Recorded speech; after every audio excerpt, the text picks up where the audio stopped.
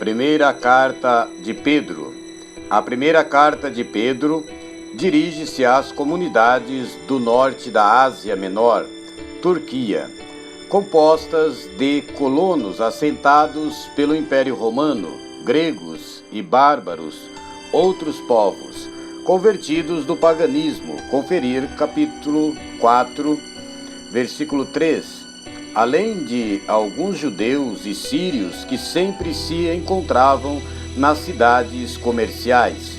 Apesar da forte componente não judaica, ou seja, não judaico, 1 Pedro compara os destinatários com os judeus da diáspora. Conferir capítulo 1. Lembrando assim a migração no Egito e na Babilônia. Exorta-os a se sentirem o novo povo e casa de Deus. Conferir primeira carta de Pedro, 2, 1 a 10. Portanto, esses ex-pagãos já aprenderam a linguagem bíblica e encontraram nela as palavras para definir sua nova identidade. A comparação com a migração no Egito e com a diáspora pós-babilônica, às vezes cenário de violentas perseguições.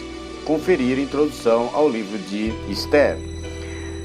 Esconde também uma alusão ao estatuto de cidadãos de segunda categoria que essas pessoas tinham no Império Romano naquela época, chegando a situações de violência. Conferir capítulo 4, 12 a 19. A carta ensina a esses sem casa e sem pátria que eles são a verdadeira causa, ou seja, que eles são a verdadeira casa e povo de Deus, desde que vivam a dignidade do batismo e se sustentem mutuamente pelo amor fraterno, firmes na fé e na esperança. Segundo o subscrito, a autoridade por trás da carta é Pedro, talvez já martirizado no momento do envio da carta. A teologia tem muito de Paulo, revelando a influência enorme que o pensamento paulino teve nas primeiras igrejas. Deve-se ver nesta carta uma expressão da preocupação da igreja de Roma para com os irmãos oprimidos num canto afastado do império. É, portanto, um documento intereclesial e intercultural muito relevante para os nossos dias. Uma síntese da primeira carta de Pedro. Do capítulo 1, de 1 a 12, trata da saudação, ação de graças. Do capítulo 1, 13, até o capítulo 2, 10, vai tratar do seguinte assunto: o santo estilo de vida como povo e casa de Deus. Do capítulo 2, 11, ao capítulo 4, 12, fala da existência cristã exemplar no mundo. Do capítulo 4, 13, até o capítulo 5, 11, vai falar do conflito, ou seja, no meio do conflito e da sociedade não cristã. Do capítulo 5, 12 e 14, trata da saudação final.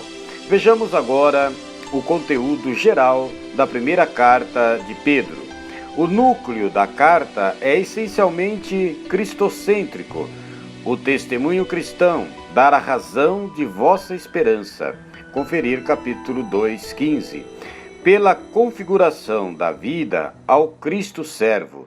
Daí, primeiro, uma evocação da dignidade cristã recebida no batismo, pedras vivas com o Cristo pedra angular, para depois aplicar isso às diversas situações da vida.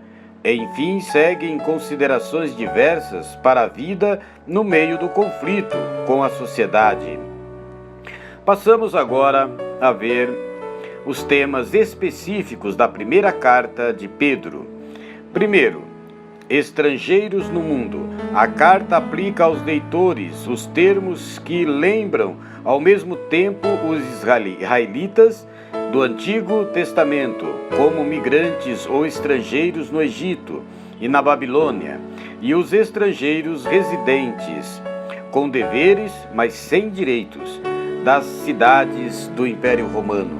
Talvez esta tenha até sido a realidade sociológica destes cristãos.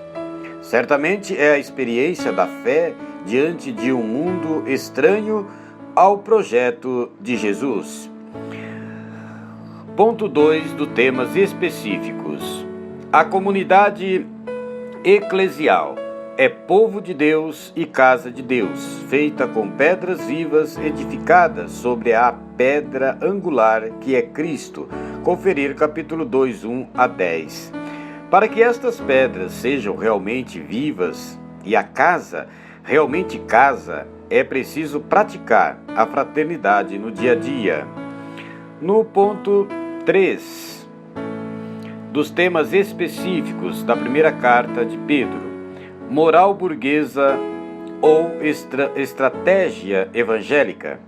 A moral pública e familiar desta carta, conferir capítulo 2, 13, também capítulo 3, 7, ensina a submissão de todos às autoridades civis, dos escravos aos donos das mulheres, aos maridos e o respeito por parte destes. Parece bem burguês, mas devemos ver o espírito e as motivações. Dar um exemplo aos pagãos. Conferir capítulo 3, 12.